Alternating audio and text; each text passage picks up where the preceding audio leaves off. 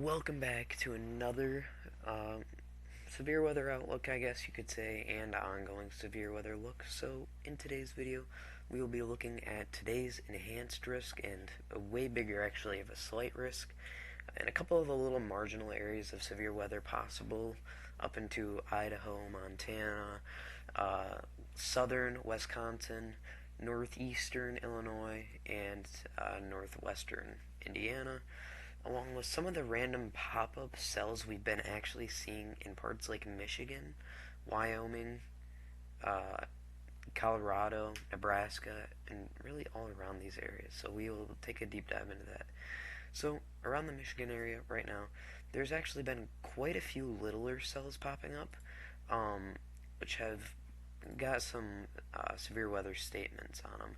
So no severe weather warnings, but there have been a couple cells that have actually produced some decent hail around the Lapeer, Russellville, and going into Davison.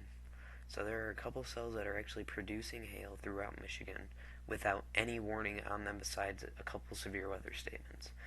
Same with over here into Chicago area. There have been a couple cells leaving right around Waukegan and North Chicago. There have been some cells producing hail moving out to sea.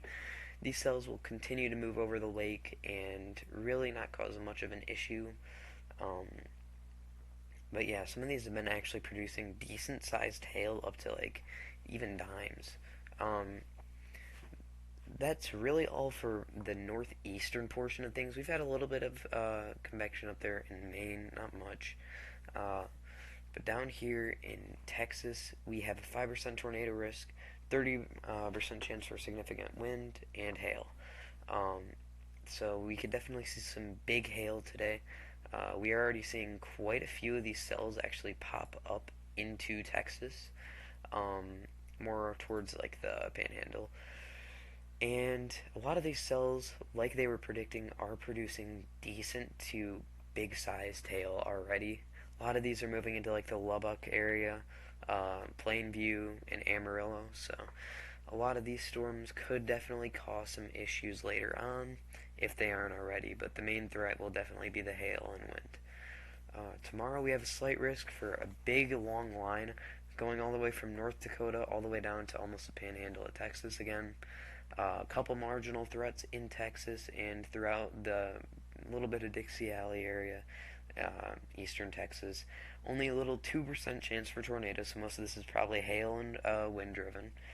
And just a big long line of non super severe, just normal severe possible winds. So we go into Thursday. We have another slight risk in the panhandle of Texas, New Mexico, uh, what's that, Colorado, and some of Oklahoma and Kansas. So we have some of that. Big 15% chance for hail and wind. And besides that, there's nothing severe forecasted from Friday to Tuesday. So looking into a lot of these cells, they are definitely doing something. We have some cells popping up just north of Dodge City, near Jetmore, just leaving. And these cells could definitely be carrying some pretty decent sized hail, along with some pretty high winds. Definitely could cause some issues. So we have had a couple stray cells near Colorado Springs as well, causing some hail, and then a big cluster of storms that could be somewhat severe, moving through a decent portion of Michigan and Wisconsin. So yeah, and just a little dive into the future. We can see here is what they're expecting within the next couple hours. In Texas, they're expecting a decent amount of rain, upwards of 3 inches or so, throughout Texas.